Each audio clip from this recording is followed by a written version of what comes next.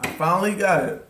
I finally found a card trick that utilizes the time clock that's worthy of our discussion. What I mean by that is for many years, I've been exploring YouTube videos and tutorials, and wasn't really impressed with what I saw out there. Magicians were showing you how you get 13 cards, and you secretly give that to the volunteer. The volunteer takes off a certain number of cards, and then you subtract that number from 13, and that tells you where on the clock that their card is going to fall. That wasn't really to my liking, not really worth talking about. But today, I'm going to show you a tutorial that's worth writing home about. You're starting off with 12 cards, makes sense because there's 12 hours on the clock. You have the person shuffle until their heart's content. They can shuffle as long as they want. Now with children, a lot of times you got to say, all right, that's enough, because they'll shuffle for about 5 minutes. And so then you finally got to stop them. Now at this point, you turn their back and you say, it's the age-old classic, pick a card, pick any card. You know, what could be easier than that? Nothing to forget there. So they pick a card, in this case it's the 3 of spades, and you instruct them while your back is turned to put it on top. All right, they did that. While your back's turned, you can tell them, okay, take their card from the top plus a certain number of other cards and place them to the bottom, but don't tell you how many it is.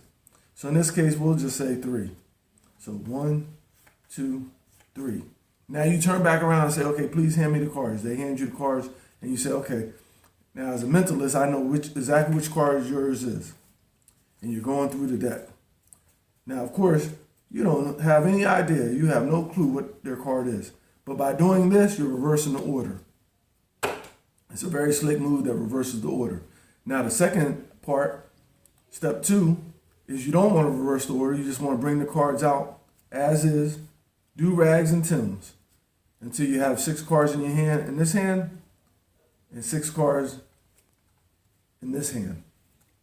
And then you're going to take the cards from the bottom, and very subtly, you don't announce this, you put them on top, which essentially takes the cards from the top and it puts them on the bottom. So the trick is almost done, but you got one more step. Step 3 is you're going to turn your back again for a second time, and you're going to, with the person, the volunteer having the cards in their hand, you're going to ask them to again place the same number of cards that they placed the first time to the bottom. Don't deviate. Don't try to get inventive. Just take the same number of cards as the first time and put them to the bottom. So they do that. Now you turn back around and say, okay, please give me the cards again. They take the cards again. And at this point, the trick is done. Their card is in the 6th position every time. But you're going to reveal it in a fancy way. You're going to start your time clock. Now, a key note that you want to put to memory is that their card, even though it's the 6th one down, is not going to be at 6 o'clock. It's going to be at 5 o'clock. Because our number 1 is 12 noon or 12 midnight. So you're always 1 below. So another key point, now I'm going to turn my 3 this way. And then we got 6 o'clock. Like I was saying, another key point, turn my 9 that way, is that this is a trick that you can do over and over again, a reoccurring trick, but you can't have it land on 5 o'clock every single time. So what you want to do is subtly take a card from the bottom, move it up to the top. What that's going to do is place their card at the 6 o'clock hour. If you want to place it at the lucky 7 o'clock hour, then you'll take 2 cards and subtly put them to the top, etc., etc.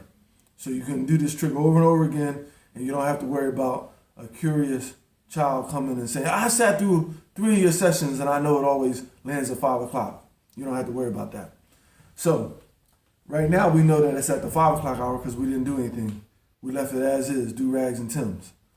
Now, at this point you can take your secret device, your magical device, whether it's something like this, or remember when we were young, we had the Tonka trucks and the little race cars. You could put one of those in the middle.